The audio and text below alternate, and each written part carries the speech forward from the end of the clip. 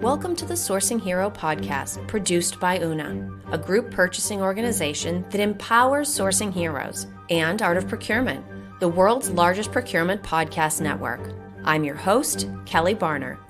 The goal of the Sourcing Hero podcast is to capture the epic stories of people who are rising up and beating the odds to create exceptional value within procurement, directly from those heroes themselves.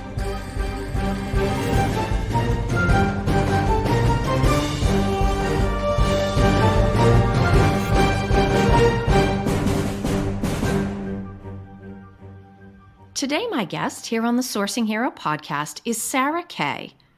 Sarah has worked in procurement for many companies that you've no doubt heard of. Target, Radisson Hotel Group, WeWork, and now she works for Spin Mobility, an electric scooter and bike share company. But she actually started her career in marketing and sales, a background that serves her well given today's procurement challenges. So, hi, Sarah. Thank you so much for being here with me today. Thank you so much, Kelly, for having me, and thanks for having me on the Sourcing Hero podcast. So, as I mentioned in my intro, you've worked at every company that any of us has ever heard of, which gives you a really diverse background, and I'm sure a lot to draw from as you are in your current role. But what else should people know about your journey to this point on a more detailed level? Yeah, while I've been at these really large corporations that a lot of people have heard of, I actually started on the vendor side. So I started off working for a small ladder manufacturing company where I earned my stripes doing those late night calls with our factories that we managed in China. Had to get very scrappy into the night on these calls to figure out how we were going to make our shipments on the water on time. So I'm sure a lot of other procurement professionals still wake up with those nightmares. Oh, yes. So definitely, that's how I started. And then flipping into the buyer side of working for Target and into these large corporations. So honestly, I think transitioning from there to that buyer side gave me that perspective and empathy that really helps in the procurement industry.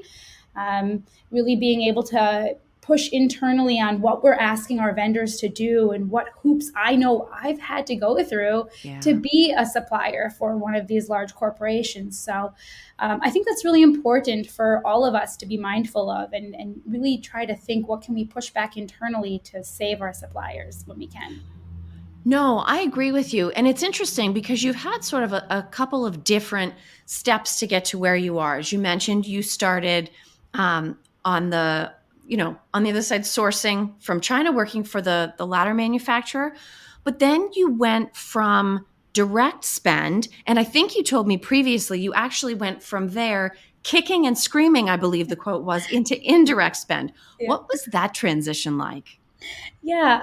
So at that point, my career had all been on the direct side, where you really get to know a product, the suppliers very intimately that produce that product. You get to know their full supply chain, all the way back to the raw materials. And I found that really fascinating. And working at the time, at this point, I was at Radisson Hotel Group, where I was embedded in FF&E, and I loved my FF&E category with the furniture suppliers, the lighting, the artwork, all of that.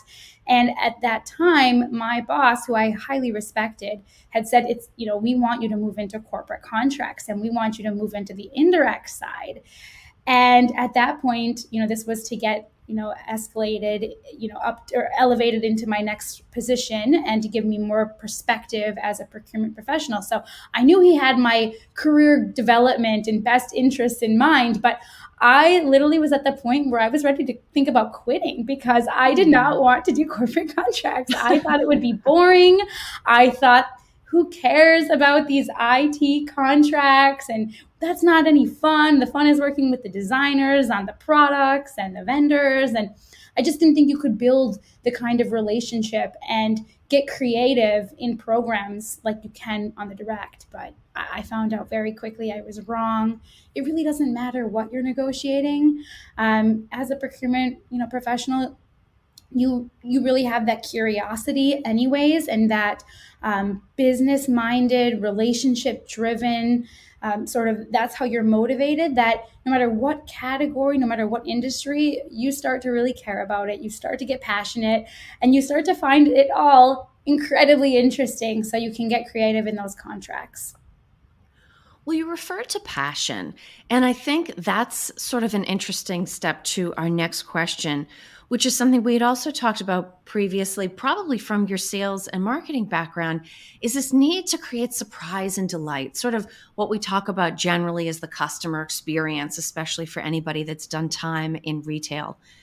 How do you take that idea of wanting to surprise and delight your customers or your users, but in the context of indirect sourcing? Yeah, it's a really good question. Because even from with that sales and that marketing start, if you will, it's really, what it taught me is it's really about the end use. And at the end of the day, what's going to move the needle for our customers? And how do we build this relationship and demonstrate the value to our customers? And for us, our customers are our internal business stakeholders in the most case, right? So the different departments we work with internally.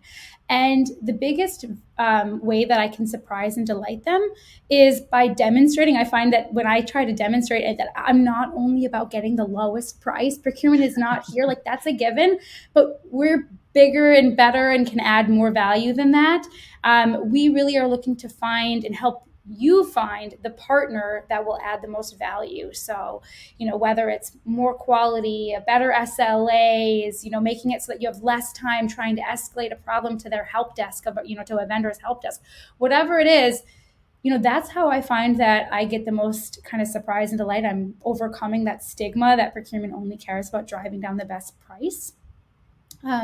Another way I find is, often I think a lot of procurement professionals have it in their mind that the way to surprise and delight our stakeholders is to just execute faster and don't be a bottleneck. And I'm just going to really make them happy by getting through this contract really quickly. So often if a stakeholder comes to a procurement professional, and I'm definitely guilty of this in my earlier years, was, if a stakeholder would come to me, I was so happy that they finally reached out to me for help on a contract, that I would want to get through it quickly and still do a good job vetting the vendor and finding ways to try to, negotiate better terms or new wins or better value to the contract. That's what I thought was really a surprise and delight. But now looking at it, I really think that the better surprise and delight is when you can really emphasize the process to our stakeholders and really get them to understand, do we even need this new vendor? Do we even need this new contract? What are the downstream effects of adding another vendor, and are we now going to diversify our spend and our portfolio, and does that give us better leverage across your category?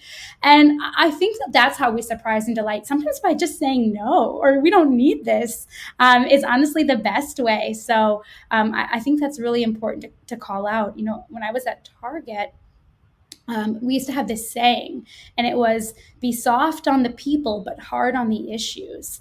And I think it's so true. And I think that I find that I get the most praise from business stakeholders when I do reemphasize process, and that the world is changing and resources are limited. We all know attrition is high. So, we need to feel comfortable pushing process and explaining how this keeps procurement agile.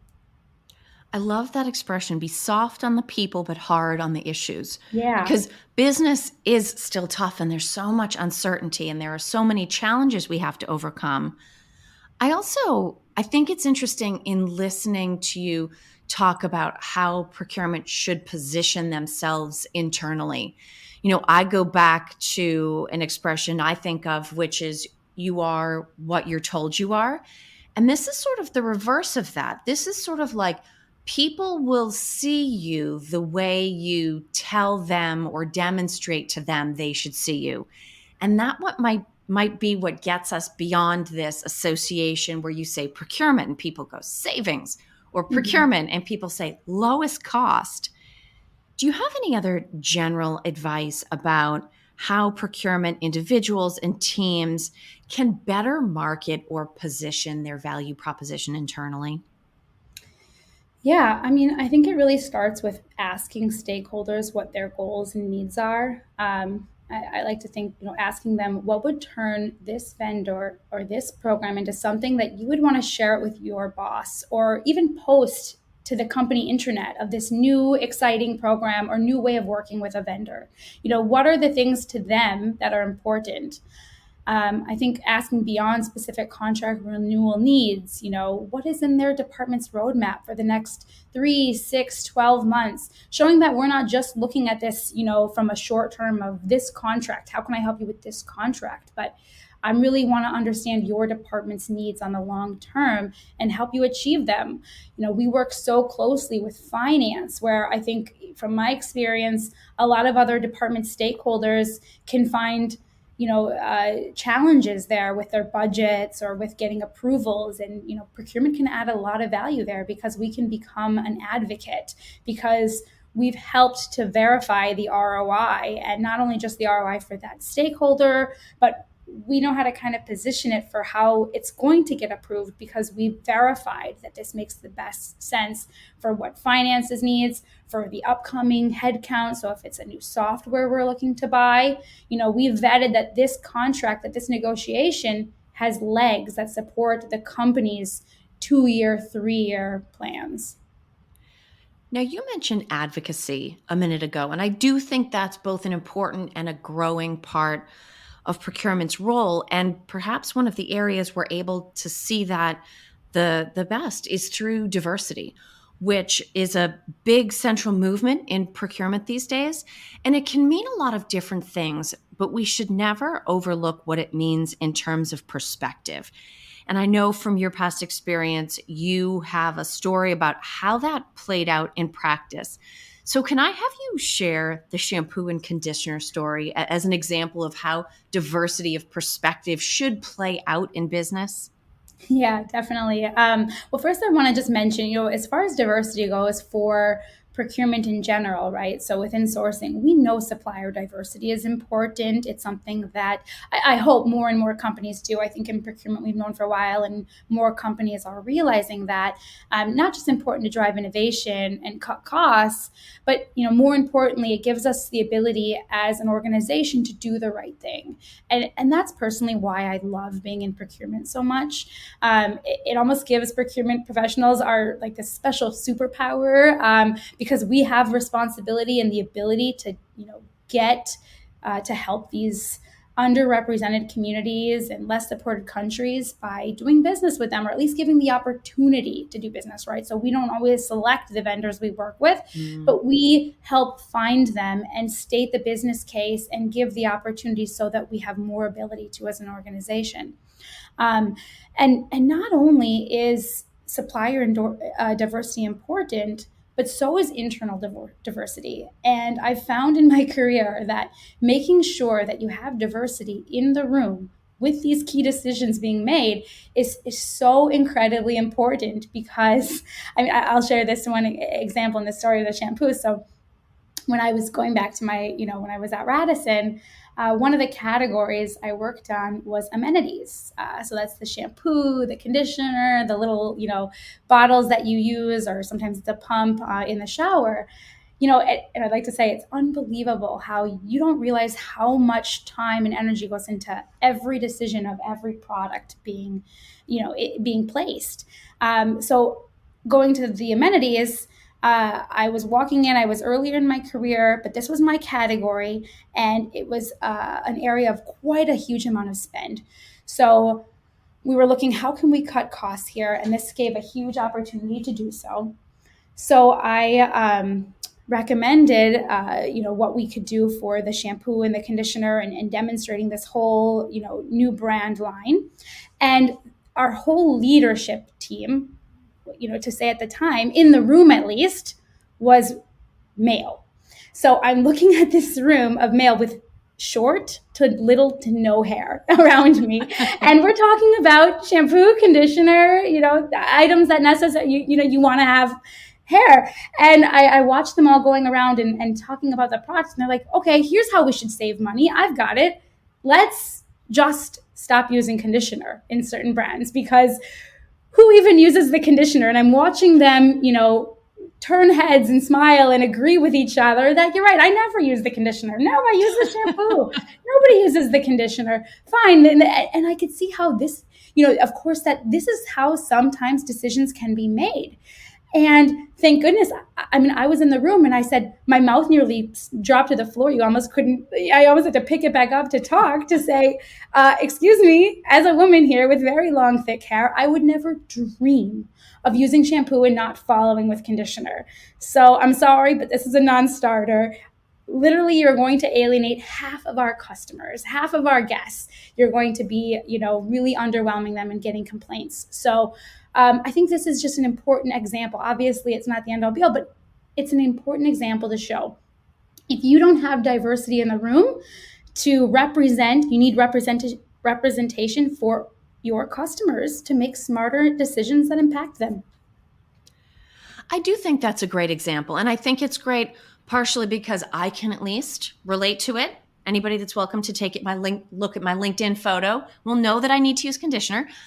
But I also think that it's something we all have experience with and can imagine an extension where it would truly affect us. And especially anyone that's ever been in a high-level leadership or even an entrepreneurial position, that story sort of gives you goosebumps because you think how close they came to making a significant mistake. And if you hadn't been there, and if you hadn't felt the agency or the ability to use your voice and to say, hey guys, you're all unanimous about something that's taking you down the wrong path, they would have just marched down that road and they might have never actually realized that that decision traced back to some loss of business or decreased customer satisfaction or lower traveler ratings. And so I think that's an incredibly important example. It's a story that stuck with me when you first shared it. And I think as we start to wrap up our time, one of the things I'm looking forward to getting your point of view on, people that listen to the Sourcing Hero know that you're about to get the choice, Sarah. So you can choose between one of two questions. I would like to know from you either, how would you describe what it means to be a sourcing hero? Or how would you characterize what heroism means in a business context? And it's entirely up to you.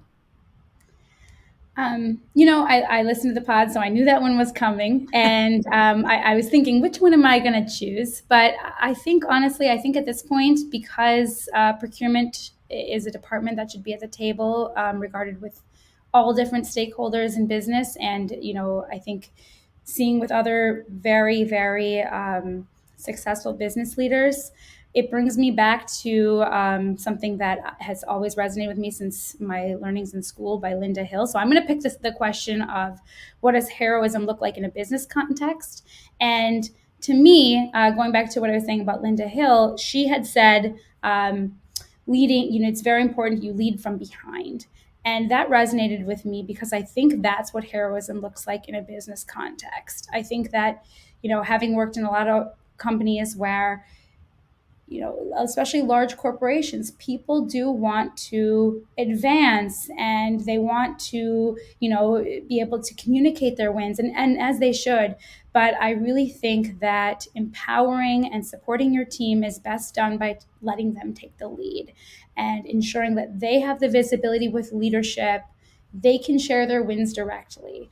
I remember in certain times, certain instances, I could never communicate any wins that I had, or I watched as fellow peers were frustrated because they had to share all the details with their manager so their manager could share it with leadership. And I was thinking, these people do all the work, and they don't get that same feeling of getting to communicate it, and that same visibility. So that one, I think very strongly. I think that heroism in business is letting others rise up and leading from behind. I think that's an excellent point of view. And I even would like to think that in those companies where people don't have the opportunity to share their wins, clearly somewhere along the way, a dynamic, a cultural element, some kind of process thing went wrong. But if those leaders are good, you would like to think that they also would want to hear those stories and see examples of their team members rising up. Because I think that has a way of, what's the expression? The rising tide lifts all boats. I think it has a way of inspiring everyone by watching your teammates succeed. And that way everybody can kind of celebrate together. So I think that's an excellent example, Sarah. Thank you so much for sharing that. Yeah, thank you so much as well. Appreciate, being on the podcast. Now, for people that have listened in today that would like to learn more about you or would like to connect with you, what is the best way for them to get in touch? LinkedIn. I'm on LinkedIn. I think that's the best way. So Sarah Kaye, just Kaye. Searching on LinkedIn, and I think I should pop up. I'm not sure if there's too many others, but look for the one that's at Spin. And we want to hear from everybody their opinions on the conditioner too, right? We want affirmation from everybody. Yes, please keep the conditioner. We all want to keep that in hotel rooms. Yes, definitely. So Sarah, thank you so much for being here with me today on the Sourcing Hero podcast. Thank you so much for having me, Kelly. Thank you for listening to this episode of the Sourcing Hero podcast. Join us again next time for more true stories of sourcing and business heroism performed by your colleagues and peers. Look for the Sourcing Hero wherever you get your podcasts, and don't forget to subscribe. Finally, don't forget, sourcing heroism is taking place all around us every day. Keep your eyes open and you're bound to see it. Until next time, I'm your host, Kelly Barner. Stay well, and always remember that you can be a hero too.